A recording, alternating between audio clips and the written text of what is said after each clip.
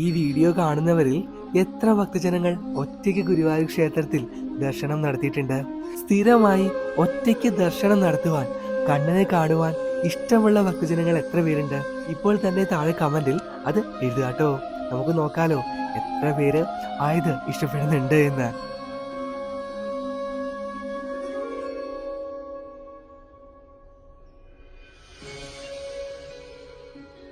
ശ്രേഷ്ഠ വചനങ്ങൾ ഭാഗം 194. ഒറ്റയ്ക്കായിരിക്കുമ്പോൾ നീ ഏത് പ്രവൃത്തിയിലാണോ തുടർച്ചയായി ഏർപ്പെടുന്നത്, അതായിരിക്കും നിന്റെ സ്വഭാവമായി പരിണയിക്കുന്നത്. ഹരേ കൃഷ്ണ. നമസ്കാരം. ഇന്ന് നമുക്കൊന്ന് ഗുരുവായൂർ വരെ പോയിട്ട് വന്നാലോ? ഗുരുവായൂർ ക്ഷേത്രവുമായി ബന്ധപ്പെട്ട് ഒട്ടേറെ വീഡിയോകൾ നാം ചെയ്തിട്ടുണ്ട്. ഇപ്പോൾ അങ്ങനെ ചെയ്യാറില്ല, കാരണം ഒരുപാട് ചാനലുകൾ ഗുരുവായൂരിലെ വിശേഷങ്ങൾ തുടർച്ചയായി പറയുന്നുണ്ടല്ലോ. ആയതിനാലാണ് നമ്മളൊന്ന് ഗുരുവായൂരപ്പന് വിശ്രമം കൊടുത്തത്. ഇന്ന് എന്തായാലും ഗുരുവായൂർ ക്ഷേത്രത്തെയും ഗുരുവായൂർ ക്ഷേത്രത്തിൽ ഒരു ഭക്തൻ അല്ലെങ്കിൽ ഭക്ത പോകുമ്പോൾ, ഒറ്റയ്ക്ക് പോകുമ്പോൾ ലഭിക്കുന്ന ഗുണവിശേഷങ്ങളെ പറ്റിയാണ് പറഞ്ഞു പോകുന്നത് കേട്ടോ. തീർച്ചയായും കണ്ണനെ, ഗുരുവായൂരപ്പനെ സ്നേഹിക്കുന്ന എല്ലാ ഭക്തജനങ്ങൾക്കും അത്രമാത്രം ഉപകാരപ്രദമായിട്ടുള്ള ഒരു വീഡിയോ തന്നെയായിരിക്കും ഇത്, വിഷയം തന്നെയായിരിക്കും ഇത്. മുഴുവനായി തന്നെ കാണുക.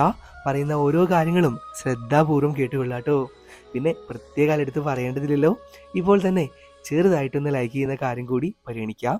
എന്നിരുന്നാൽ മാത്രമേ ഈ അറിവുകളെല്ലാം മറ്റുള്ള ഭക്തജനങ്ങളിലേക്കും എത്തിച്ചേരുകയുള്ളൂ. ശരി, അപ്പോൾ ഒട്ടും ദീർഘിപ്പിക്കുന്നില്ല, ഭഗവാന്റെ നാമത്തിൽ തന്നെ നമുക്ക് തുടങ്ങാം. ചില ഭക്തജനങ്ങൾ പറയുന്നത് കേൾക്കാറുണ്ട്, ഒറ്റയ്ക്ക് ഗുരുവായൂർ ക്ഷേത്രത്തിൽ പോയാൽ കാണാത്തത് കാണുമെന്ന്, കേൾക്കാത്തത് നാം കേൾക്കുമെന്ന്. ഒരു വല്ലാത്ത അനുഭൂതിയായിരിക്കും അത്.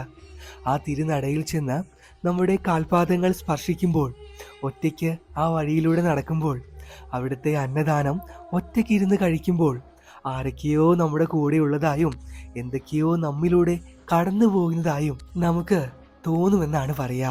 ഈ വീഡിയോ കാണുന്നവരിൽ എത്ര ഭക്തജനങ്ങൾ ഒറ്റയ്ക്ക് ഗുരുവായൂർ ക്ഷേത്രത്തിൽ ദർശനം നടത്തിയിട്ടുണ്ട്? സ്ഥിരമായി ഒറ്റയ്ക്ക് ദർശനം നടത്തുവാൻ, കണ്ണനെ കാണുവാൻ ഇഷ്ടമുള്ള ഭക്തജനങ്ങൾ എത്ര പേരുണ്ട്? ഇപ്പോൾ തന്നെ താഴെ കമന്റിൽ അത് എഴുതുക. നമുക്ക് നോക്കാലോ എത്ര പേര് ആയത് ഇഷ്ടപ്പെടുന്നുണ്ട് എന്ന്. ഇനി നമുക്ക് കൂട്ടായി പോകുമ്പോഴും, അതിപ്പോൾ ഗുരുവായൂർ ക്ഷേത്രത്തിൽ എന്നല്ല, ഏത് ക്ഷേത്രത്തിലും കൂട്ടായി പോകുമ്പോഴും ഒറ്റയ്ക്ക് പോകുമ്പോഴുമുള്ള വ്യത്യാസങ്ങൾ ഒന്ന് പറഞ്ഞു പോകാം. കൂട്ടായി പോകുന്നത് എപ്പോഴും നല്ലതാണ് കേട്ടോ. ഇത് മോശമാണെന്നല്ല, ഫാമിലിയായും അല്ലെങ്കിൽ സുഹൃത്തുക്കളുമായി ഒക്കെ പോകുന്നത് നല്ലതാണ്. പക്ഷെ അതിൽ നിന്നും വ്യത്യസ്തമായി നാം ഒറ്റയ്ക്ക് പോകുമ്പോൾ അത് വല്ലാത്തൊരു അനുഭൂതി തന്നെയാണ്. കൂട്ടായി പോകുമ്പോഴുള്ള പ്രധാനപ്പെട്ട പോരായ്മ, കൂടുതലും നമുക്കവിടെ ചിലവഴിക്കുവാൻ സാധിക്കുന്നില്ല എന്നതാണ്. നാം ഒരു സ്ഥലം ഇഷ്ടപ്പെടുന്നു, അവിടെ കുറച്ചു നേരം ഇരിക്കുവാൻ ആഗ്രഹിക്കുന്നു, ഭഗവാനെ ഒന്ന് സ്മരിക്കുവാൻ ആഗ്രഹിക്കുന്നു, ജപിക്കാനൊക്കെ നല്ല സ്ഥലമായിരിക്കും അത്. പക്ഷെ മറ്റുള്ളവരുടെ താല്പര്യത്തിൽ പുറത്ത് നമുക്ക് ആ സ്ഥലത്ത് കൂടുതലായും ഇരിക്കുവാൻ സാധിക്കാതെ പോകുന്നു. അതിപ്പോൾ ദർശനവേളകളിലായാലും അത് തന്നെയാണ് സംഭവിക്കുക. ചിലപ്പോൾ നമ്മൾ ആദ്യമേ ദർശനത്തിനായി പോയിരിക്കും, പക്ഷെ മറ്റുള്ളവരുടെ താമസം മൂലം നമുക്ക് ആ ഒരു ദർശനം പൂർത്തീകരിക്കുവാനായി, മുഴുവിപ്പിക്കുവാനായി സാധിക്കാറില്ല. പെട്ടെന്ന് ഇറങ്ങുവാനും ആ കൂട്ടത്തിലേക്ക് വീണ്ടും എത്തിച്ചേരുവാനുള്ള തിടുക്കത്തിലായിരിക്കും നാം എപ്പോഴും.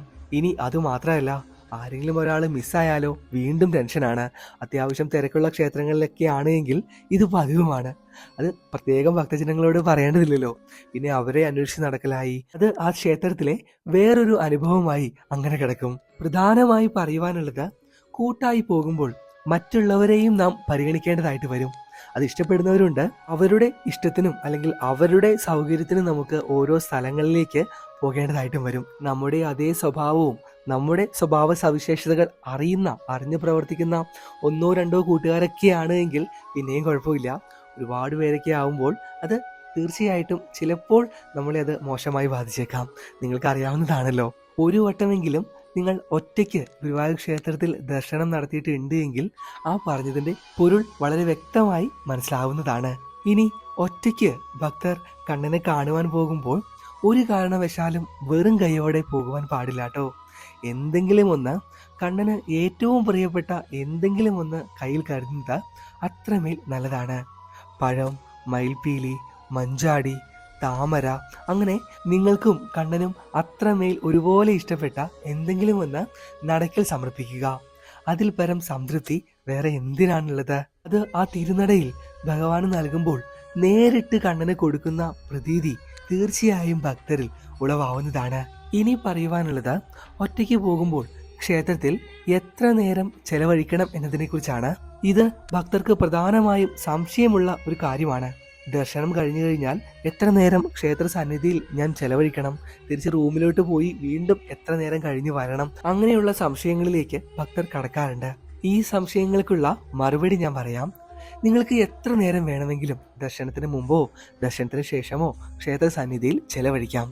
ഭഗവാനെ സ്മരിക്കാം, ജപിക്കാം. എവിടെയെങ്കിലും ശാന്തമായൊരിടത്ത് മനസ്സെല്ലാം ഭഗവാനിൽ സമർപ്പിച്ചുകൊണ്ട് ഇരിക്കാം.